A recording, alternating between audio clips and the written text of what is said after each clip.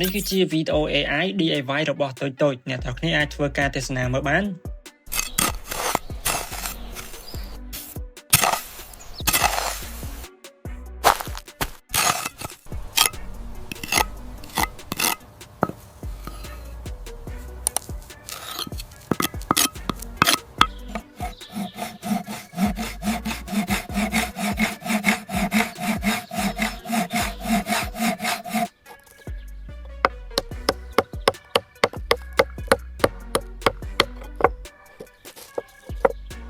ននេះគឺជា channel មួយដែលធ្វើការផលិតវីដេអូប្រភេទហ្នឹងឃើញថាក្នុងមួយខែគឺគាត់អាចរកប្រាក់បានចន្លោះចាប់ពី 30k ឡើងទៅហើយចំពោះវីដេអូរបស់គាត់វិញគឺមានអ្នកមើលរហូតដល់ខ្ទង់លេនឯណោះចឹងបើសិនជាអ្នកទាំងគ្នាមានចំណាប់អារម្មណ៍ចង់ធ្វើការផលិតវីដេអូប្រភេទនេះដើម្បីយកទៅផុសរកលុយនៅក្នុង YouTube Facebook ឬមួយក៏ TikTok អាចអនុវត្តទៅតាមវិធីរបស់ខ្ញុំបា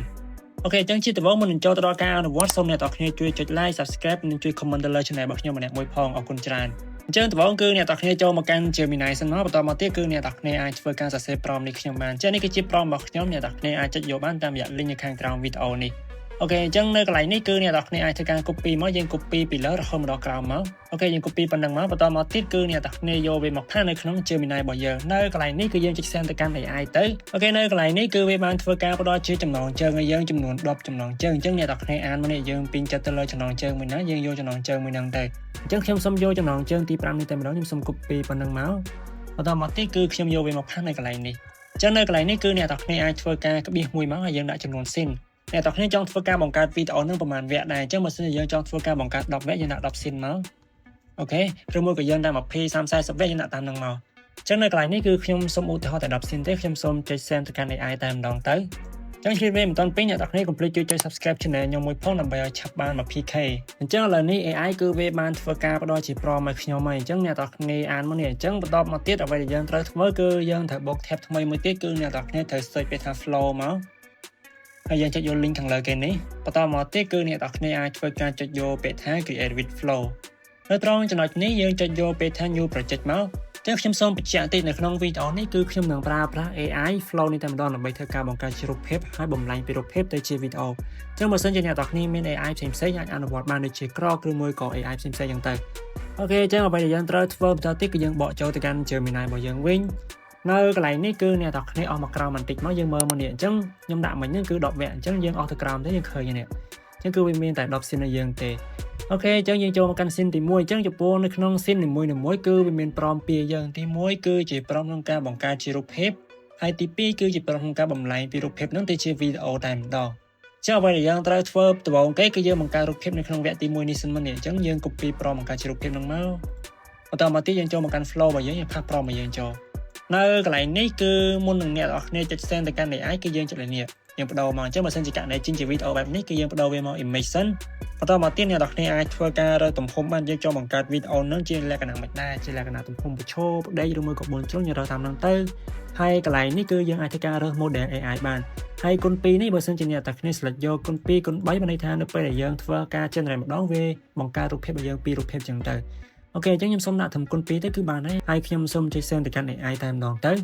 អញ្ចឹង AI គឺវានឹងធ្វើការបង្កើតរូបភាពនៅក្នុងវគ្គទី1យើងហើយចំពោះវគ្គទី2ក៏ដូចគ្នាដែរគឺយើងចូលទៅកាន់ Gemini របស់យើងវិញយើងអស់មកខាងក្រោមនេះអញ្ចឹងនៅកន្លែងហ្នឹងគឺយើង copy ព្រមបង្កើតជារូបភាពសិនម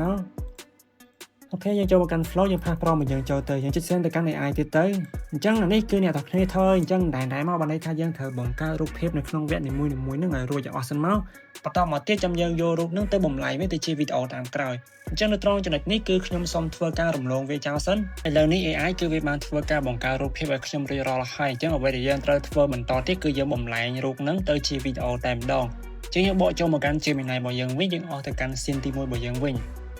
នៅក្នុង scene ទី1ហ្នឹងគឺអ្នកទាំងគ្នាក៏លេចមើលទៅកន្លែងព្រមនេះព្រមបង្កើតជាវីដេអូយើង copy ប៉ុណ្្នឹងមកបន្តមកទៀតយើងចូលមកកាន់ flow របស់យើងវិញនៅកន្លែងនេះអានេះគឺតែមួយទេពីររូបហ្នឹងបើសិនជាអ្នកទាំងគ្នាពេញចិត្តរូបមួយណាយើងអាច select វាដើម្បីយកទៅបង្កើតជាវីដេអូតែម្ដងអូខេខ្ញុំសូមបរិយាវាធំបន្តិចអញ្ចឹងខ្ញុំសូមផលិតមើលសិនខ្ញុំគិតថានេះគឺតំណងអញ្ចឹងខ្ញុំសូមធ្វើការចុចត្រេ3នៅកន្លែងនេះមួយបន្តមកទៀតខ្ញុំចុចពាក្យថា add to prompt អញ្ចឹងនៅពេលដែលខ្ញុំចុចពាក្យថា add to prompt គឺរូបហ្នឹងវានឹង load មកខាងក្រោមនេះហើយអញ្ចឹងអ្នកទាំងគ្នាគ្រាន់តែផាស prompt មកយើងចូលបន្តមកទៀតនៅកន្លែងនេះគឺយើង select មួយមកយើងចុចកន្លែងហ្នឹងមួយមកយើងបដូរពី image ទៅជាវីដេអូបន្តមកទៀតគឺយើងអាចធ្វើការរើសទំហំបាន ដូចគ្នាដែរអ្នកនរគ្នាចង់ធ្វើការបង្កើតវីដេអូនឹងជាទម្រង់មិនដែរទម្រង់ប្រឈរឬមួយក៏ជាទម្រង់ផ្ដេកយើងរើសនៅកន្លែងនឹងបានអញ្ចឹងខ្ញុំសូមបង្កើតជាទម្រង់ផ្ដេកតែម្ដងបន្តមកទៀតគឺអ្នកនរគ្នាអាចធ្វើការរើសគុណ1គុណ2ទៅតាមនឹងបានអូខេអញ្ចឹងបន្តមកទៀតគឺយើងចុច send ទៅកាន់ AI ទៅ AI គឺវានឹងធ្វើការបង្កើតទៅជាវីដេអូតែម្ដងហើយចំពោះវគ្គទី2គឺដូចគ្នាដែរគឺអ្នកនរគ្នាគ្រាន់តែចូលមកកាន់ Gemini របស់យើងវិញនៅកន្លែងនេះគឺយើងមើលកន្លែងវីដេអូ prompt នឹងមកនេះអញ្ចឹងអ្នកនរគ្នាអាចធ្វើការ copy ខាងក្រោមនឹងបានបន្តមកទៀតយើងចូលមកកាន់ flow របស់យើងវិញអ្នកនរគ្នាអាចអស់មកមើលរូបភាពនៅក្នុងវគ្គទី2របស់យើងមកអញ្ចឹងនេះគឺជារូបភាពនៅក្នុងវគ្គទី2របស់យើងពេញចិត្តរូបមួយណាយើងធ្វើការចុចត្រេះ3ទៅលើរូបមួយនោះទៅបន្តមកទៀតយើងចុចពាក្យថា add to prompt ចឹងយើងផាស prompt របស់យើងចូលបន្តមកទៀតយើងចុច send ទៅកាន់ AI ទៅអញ្ចឹងគឺវានឹងធ្វើការយករូបហ្នឹងទៅបង្កើតជាវីដេអូយើងតែម្ដងអញ្ចឹងសូមចុច send ទៅកាន់ AI អូខេអញ្ចឹងអានេះគឺអ្នកនរគ្នាធ្វើអញ្ចឹងដែរមកណានៅត្រង់ចំណុចនេះគឺខ្ញុំសូមធ្វើការរំលងវាចោលសិនឥឡូវនេះគឺខ្ញុំបានធ្វើការបំលែងពីរូបភាពទាំងអស់ទៅជាវីដេអូរួចរាល់ហើយអ្នកនរគ្នាអាចធ្វើការទស្សនាមើលបានអញ្ចឹងអ្វីដែលយើងត្រូវធ្វើបន្តទៀតគឺយើង download វាយកមកទុកហើយយើងទៅកាត់វាផ្គុំចូលគ្នានៅក្នុង CapCut តែម្ដងចឹងដើម្បីធ្វើការ download បានគឺអ្នកនរគ្នាគ្រាន់តែចុចត្រេះ3ទៅលើវីដេអូរបស់យើងនឹងមកបន្តមកទៀតគឺយើងចុចពាក្យថា download នៅត្រង់ចំណុចនេះអ្នកនរគ្នាចង់បានវីដេអូនឹងកម្រិតប្រមាណដែរបើសិនជាយើងចង់ឲ្យវាកាន់តែច្បាស់យើងយក18ទៅបើសិនជាយើងចង់បានត្រឹមតែ original ទៅយកត្រឹមតែ720ទៅគឺបានហើយអូខេចុច download អញ្ចឹងទាំងអស់មកណាខ្ញុំសូម download វាហើយសិនឥឡូវនេះបន្ទាប់ពី download រួចរាល់ហើយខ្ញុំសូមធ្វើការបើក CapCut អញ្ចឹងនៅកន្លែងនេះគឺយើងចុចពាក្យថា create project មកបន្តមកទៀតយើងចុចពាក្យថា import អញ្ចឹងយើងទៅ select វីដេអូរបស់យើងទាំងអស់ហ្នឹងមកនេះអញ្ចឹងនេះគឺជាវីដេអូដែលយើងបានធ្វើការ download មិញហ្នឹងខ្ញុំសូម select វាទាំងអស់តែម្ដងអូខេបន្តមកទៀតគឺយើងធ្វើការទិញវាយកមកដាក់នៅក្នុង timeline តែម្ដងខ្ញុំសូមធ្វើការ short វាបន្តិចសិនអូខេខ្ញុំសូម select វាម្ដងទៀតខ្ញុំសូមទិញវាយកមកតម្លាក់តែម្ដងអូខេអញ្ចឹងនេះគឺជាលទ្ធផលសម្រាប់តែយើងសាកមើលមិនដែរអញ្ចឹងយើងចុច play មក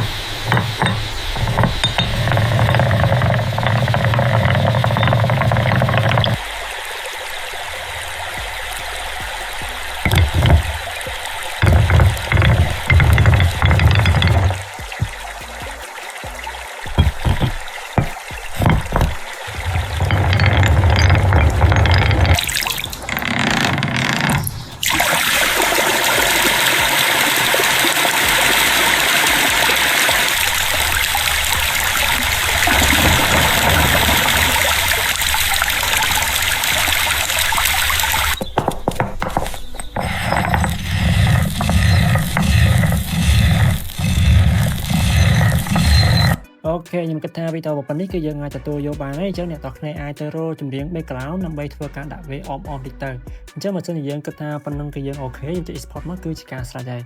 អញ្ចឹងខ្ញុំសូមបញ្ជាក់បន្តិចចំពោះ prompt នេះផងដែរគឺវាមានតែនៅក្នុង channel Telegram VIP របស់ខ្ញុំតែប៉ុណ្ណោះអញ្ចឹងបើសិនជាករណីអ្នកនរគ្នាចង់បានអាចចូលទៅយកតាមរយៈ link នៅខាងក្រោមវីដេអូនេះអញ្ចឹងអ្វីដែលអ្នកនរគ្នាត្រូវមើលបន្តទៀតគឺរបៀបចូលទៅកាន់ channel Telegram VIP របស់ខ្ញុំតែម្ដងអញ្ចឹងដើម្បីចូលទៅកាន់ channel Telegram VIP របស់ខ្ញុំបានអ្នកនរគ្នាគ្រាន់តែចូលមកកាន់ bot របស់ខ្ញុំមក link នៅខាងក្រោមហ្នឹងហើយអ្នកនរគ្នាទៅសេពាក្យដូចខ្ញុំទៅសេពាក្យ slash ហើយយើងទៅសេពាក្យថា start តទៅទៀតយើងចុច send ទៅនៅត្រង់ចំណុចនេះគឺអ្នកនរគ្នាអាចធ្វើការចុចយកមនុយខាងលើបានដើម្បីទិញ VIP របស់ខ្ញុំអញ្ចឹងបញ្ជាក់តិចការចូលក្រុម VIP ហ្នឹងដូចតែអ្នកនរគ្នាមក support ខ្ញុំដែរទេអញ្ចឹងខ្ញុំសូមអរគុណអ្នកនរគ្នាទុកជាមុនអញ្ចឹងនៅកន្លែងនេះគឺអ្នកនរគ្នាអាចការរើសគម្រោងបានអ្នកនរគ្នាចង់ចូលក្រុម VIP របស់ខ្ញុំហ្នឹងចំនួនប្រហែលថ្ងៃឧទាហរណ៍តែអ្នកនរគ្នាចង់ចូលមួយខែយើងចុចពាក្យថា one month ហ្នឹងនេះ$8បន្តមកទៀតអ្នកនរគ្នាអាចការចុចយកព្រមនឹងបងប្រាក់បានអញ្ចឹងនៅកន្លែងនេះខ្ញុំបញ្ជាក់អ្នកនរគ្នាបន្តិចមុននឹងចុចយកព្រមហ្នឹងអ្នកនរគ្នាត្រូវអានលក្ខខណ្ឌរបស់ខ្ញុំសិនដែរថាលក្ខខណ្ឌរបស់ខ្ញុំហ្នឹងគឺមានន័យគេខ្លះហើយយើងចុចយកព្រមមកបើយើងបានអានរួចរាល់ហើយអូខេនៅកន្លែងនេះអ្នកនរគ្នាបើក ABA ឬមួយក៏ ACLIDA មកហើយ scan QR code ហ្នឹងទៅបន្ទាប់ពី scan រួចរាល់ហើយអញ្ចឹងអ្នកនរគ្នាត្រូវចុចលើនេះអញ្ចឹងបញ្ជាក់តិចតទៅអ្នកនរគ្នាបងលុយរួចរាល់ហើយទើបចុចកន្លែងនេះមកទើប bot វា approve អ្នកនរគ្នាចុះឥឡូវនេះគឺខ្ញុំបានធ្វើការ scan បងលុយរួចរាល់ហើយអញ្ចឹងខ្ញុំសូមចុចពីថាខ្ញុំបានបងប្រាក់រួចរាល់បន្តមកទៀត bot របស់ខ្ញុំគឺបានពិនិត្យមើលហើយបើសិនជាលុយនឹងបានចូលគណនីរបស់ខ្ញុំគឺវានឹងធ្វើការ reply ទៅកាន់អ្នកនរគ្នាវិញឥឡូវនេះគឺ bot របស់ខ្ញុំបានឆ្លើយតបហើយអ្នកនរគ្នាអាចធ្វើការចុចចូលនេះអញ្ចឹងទី1គឺយើងចូលទៅកាន់ channel Marian អ្នកនរគ្នាចុច join channel មក នេះគឺជា channel មេរៀនគឺមានមេរៀនជាច្រើនមែនទែនហើយនឹងព្រមផងដែរហើយទី2គឺអ្នកទាំងគ្នាចូលមកកាន់ក្រុមពិភាក្សាចឹងនៅកន្លែងនេះអ្នកទាំងគ្នាចូលក្រុមពិភាក្សាហ្នឹងមកចឹងបញ្ជាក់ទៅចំពោះក្រុមពិភាក្សាហ្នឹងគឺអ្នកទាំងគ្នាអាចធ្វើការឆាតឆ្លើយឆ្លងមួយពួកខ្ញុំបាននៅក្នុងក្រុមបានឬមួយក៏អ្នកទាំងគ្នាចង់សួរសំណួរអីផ្សេងៗក៏បានដែរអូខេចឹងវីដេអូរបស់ខ្ញុំនៅក្នុងថ្ងៃនេះគឺមានតែប៉ុណ្្នឹងទេអរគុណអ្នកទាំងគ្នាសម្រាប់ការតាមដានទស្សនាកុំភ្លេចជួយចុច like subscribe និង share ជួបគ្នានៅវីដេអូក្រោយទៀតបាយបាយ